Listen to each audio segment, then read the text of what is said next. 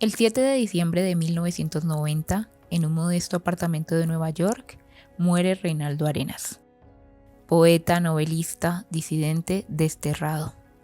Un escritor cubano marcado por la persecución política, por el exilio, por una libertad que siempre buscó y que nunca le fue concedida del todo. Un hombre que enfrentó la cárcel, la censura y la enfermedad con la misma obstinación con la que escribió sus libros. Muere enfermo, debilitado por el SIDA, pero lúcido. Su autobiografía, Antes que anochezca, es su último gesto de resistencia. No es simplemente el relato de una vida, sino la voz de un cuerpo que se sabe agotado y que decide, aún así, narrarse por última vez. Arenas escribe en los últimos meses con una urgencia inusual, la urgencia de quien siente el avance de la noche, de quien sabe que cada frase puede ser la última. No escribe desde el recuerdo distante, sino desde una inmediatez física, desde la fiebre, desde el dolor, desde la certeza de un final que se acerca sin tregua. Su obra última nace de ese límite, surge del borde entre la vida y la desaparición, entre lo que todavía puede decirse y lo que está a punto de perderse para siempre, antes de que su cuerpo se apague, antes de que la enfermedad lo silencie, antes de que la historia oficial borre o distorsione su existencia. Lo que escribe entonces no es una despedida tranquila, sino una afirmación desesperada de presencia. ¿Qué significa narrarse cuando ya no hay tiempo? Cuando el anochecer es inminente. Allí todo el mundo tiene que hacer un papel, como lo hice yo, porque yo no soy ningún héroe, yo hice mi papelito también allí, y todo el mundo tiene que estar en una representación incesante. Yo creo que en cualquier lugar del mundo la gente quizás tenga que representar un papel, pero no convertirse en un actor permanente, hasta el punto que hay mucha gente no sabe cuál es su rostro y cuál es su máscara, ¿no? Yo por suerte siempre tuve conciencia de que tenía una máscara puesta, pero que tenía un rostro, y fui de allá para salvar ese rostro. Para Arenas, el cuerpo es siempre el primer territorio. Todo comienza allí, en la respiración que se acorta, en el cansancio que se acumula, en la sensación de estar rodeado por una fuerza que lo vigila y lo empuja hacia sus propios límites. El encierro, la vigilancia, el hambre, la enfermedad que avanza. Cada experiencia atraviesa primero lo tangible antes de convertirse en memoria. Ese cuerpo frágil y resistente a la vez es el punto de origen desde el cual escribe.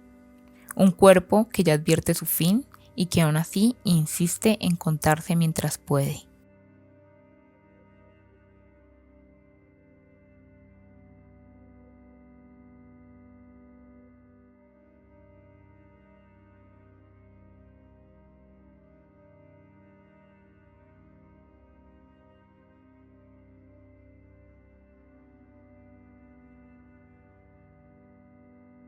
En Antes que anochezca, la enfermedad aparece desde el inicio como un punto de partida inevitable. Arenas escribe desde ese cuerpo que ya se encuentra atravesado por el SIDA, y esa condición imprime un pulso particular a la narración. No se trata solamente del deterioro físico, que él describe con la precisión de quien reconoce en sí mismo cada pérdida de energía, cada noche de fiebre, cada gesto que antes podía sostener sin esfuerzo. Tampoco se trata únicamente del miedo a la muerte, por más presente que esté. La enfermedad funciona como un espacio desde el cual la memoria se reorganiza, como una especie de frontera donde cada recuerdo adquiere un peso distinto. El SIDA, para Arenas, no se reduce a lo biológico.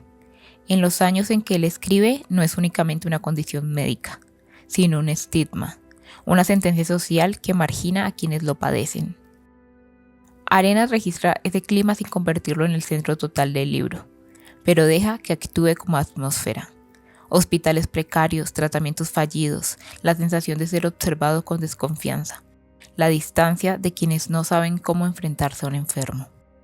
En varios momentos, Arenas describe cómo el cuerpo comienza a transformarse, la debilidad que avanza, el agotamiento que lo obliga a detenerse, la pérdida de fuerzas que convierten acciones simples en desafíos.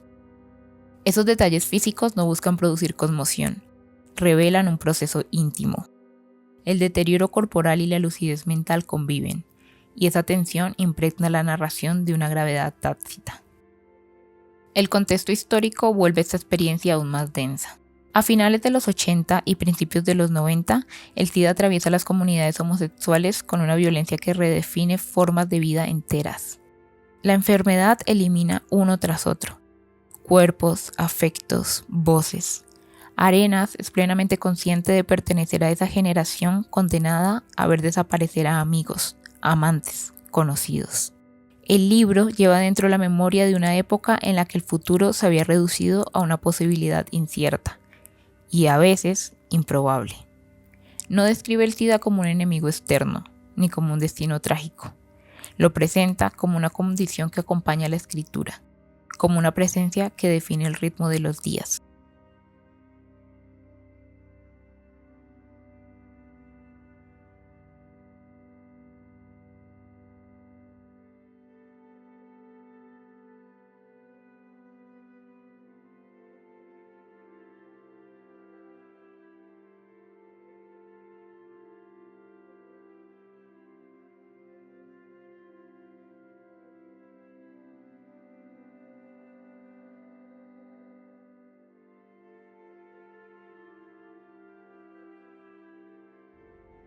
En la etapa en que Arenas redacta su autobiografía, la enfermedad ya ha avanzado lo suficiente como para alterar no solo su vida cotidiana, sino también el modo en que la escritura se organiza.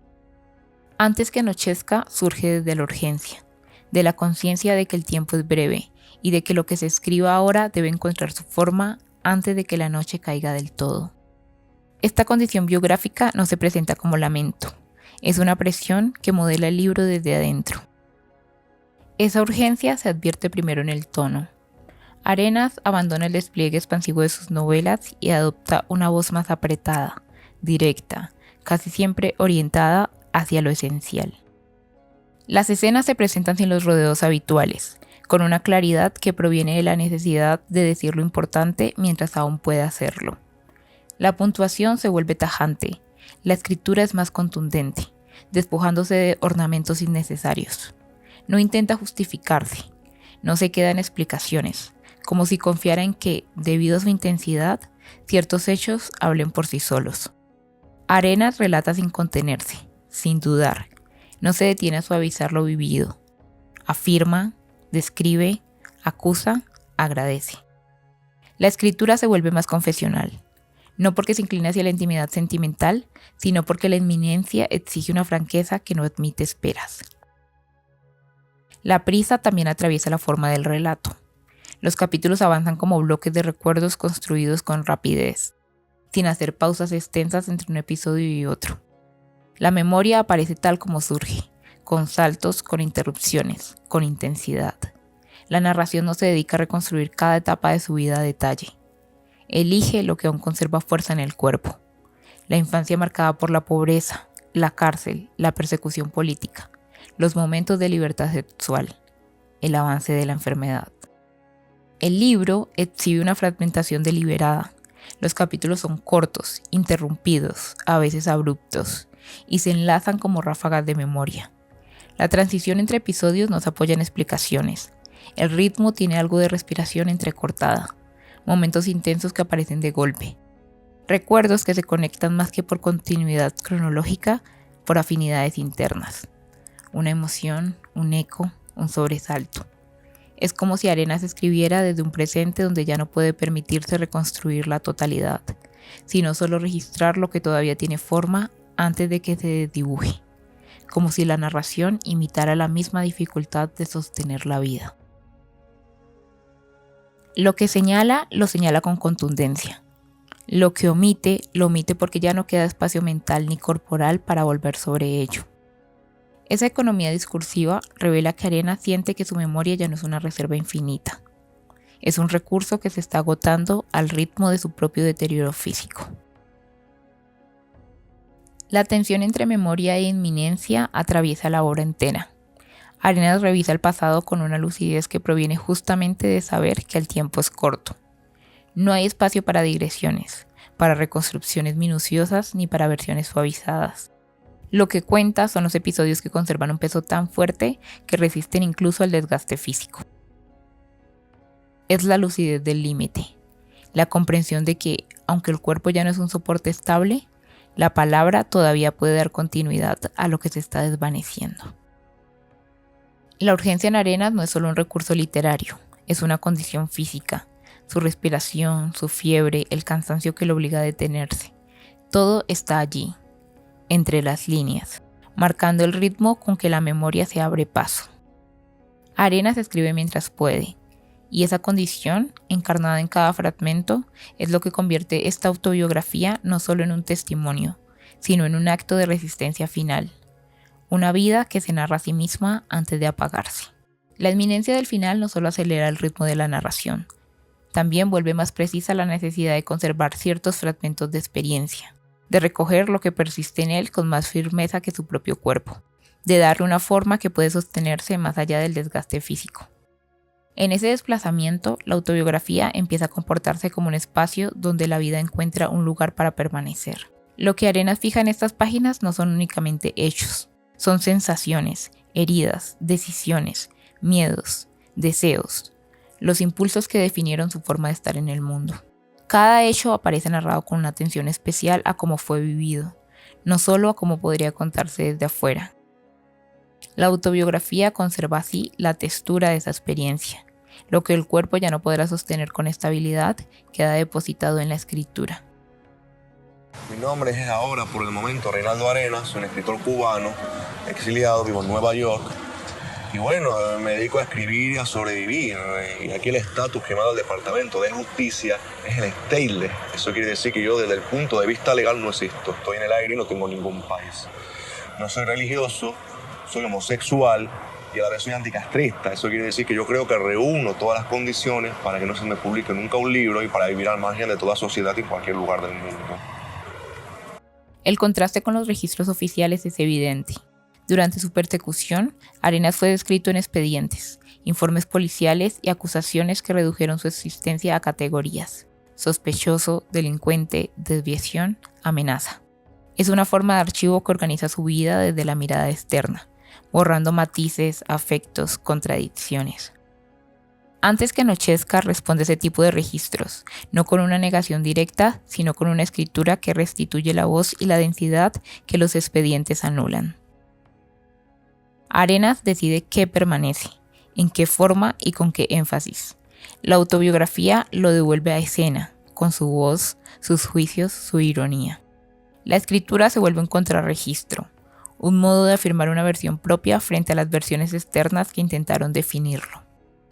Se siente, al avanzar el libro, que Arenas está construyendo un espacio donde su experiencia puede existir sin limitaciones.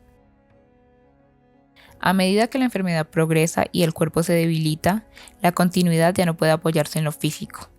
Arenas escribe sabiendo que, cuando él falte, lo que quedarán serán esas páginas. La narración se vuelve entonces el resto material de su existencia, el lugar donde sus vivencias, su posición, su modo de entender lo que vivió, pueden persistir más allá de su presencia. La memoria aquí sirve no solo para reconstruir un pasado, sino además para asegurarse de que no desaparezca con él.